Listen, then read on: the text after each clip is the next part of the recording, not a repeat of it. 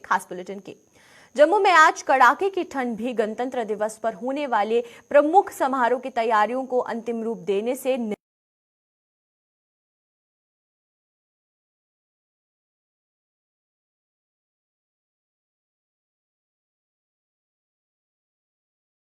लेकिन आज जम्मू के मौलाना आजाद स्टेडियम में गणतंत्र दिवस पर वहां पर होने वाले प्रमुख समारोह की फुल ड्रेस रिहर्सल की गई। वहीं पर इसमें स्कूली बच्चों के अलावा एनसीसी कैडेट्स और जम्मू कश्मीर पुलिस के जवानों आदि ने बढ़ चढ़कर भाग लेकर देश के प्रति अपने जज्बे का परिचय दिया।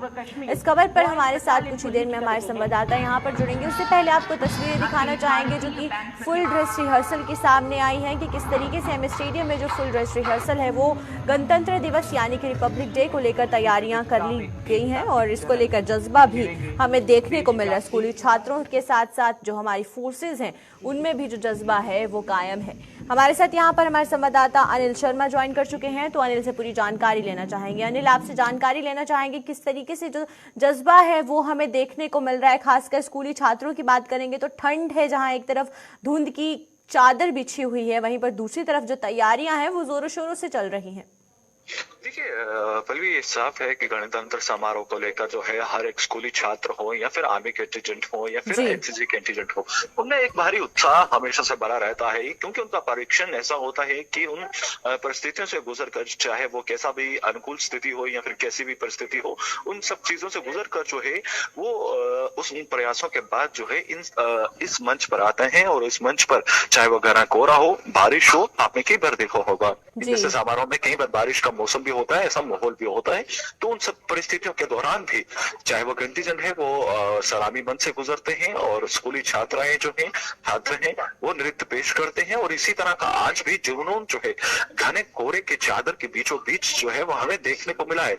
और इस वक्त भी अगर हम बात करते हैं चाहे वो स्टंट डेयरडेविल्स की बात करते हैं तो उनमें भी एक भारी उत्साह का माहौल जो है वो देखने को मिला है। और आज डिफकॉम द्वारा जो है सलामी मंच पर जो है ध्वज लहराया गया और सलामी भी दी गई। और उसी के बाद जो है रंगारंग कार्यक्रम, प्रस्तुतियां और कंटीजेंट का मार्च पास, ये सब चीज देखने को मिली और एक भारी उत्साह जो है वो लगातार देखने को मिल रहा है। और कहीं ना कहीं ये मंचा क्योंकि जो परिस्थितियां बदली हैं उनमें वो डब्ल्यू भी देखने को इस बार जो है गणतंत्र समारोह में देखने को मिला है। बिल्कुल, आपसे अनिल ये भी जानना चाहेंगे कि जिस तरीके से गणतंत्र दिवस को अब मात्र कुछ ही दिन शेष रह गए हैं, उस बीच जो तैयारियां हैं वो काफी ज्यादा जोरों शोरों से चल रही है। वहीं पर अगर हम बात करें सिक्योरिटी की तो अलर्ट मोड पर जम्मू शहर को रखा गया है, उसको लेकर क्या कुछ तस्वीरें जम्मू शहर से देखने को मिल रही हैं? देखिए, जम्मू शहर की ना बात करते हुए पूरी तरह से जम्मू कश्मीर की बात करूंगा।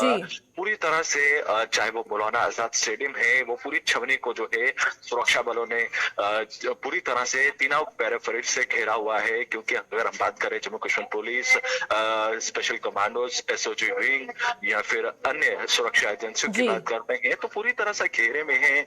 जम्मू जो है वो पूरी तरह से सुरक्षा व्यवस्था हाई अलर्ट पर रखी गई है।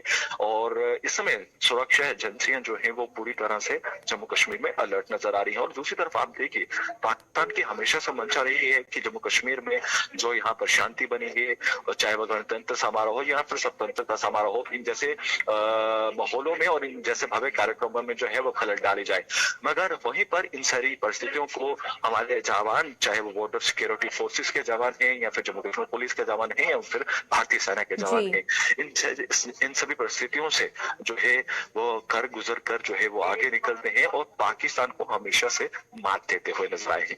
जी चलिए, बहुत बहुत शुक्रिया आपका अनिल तमाम जानकारी देने के लिए। तो ये हमारे साथ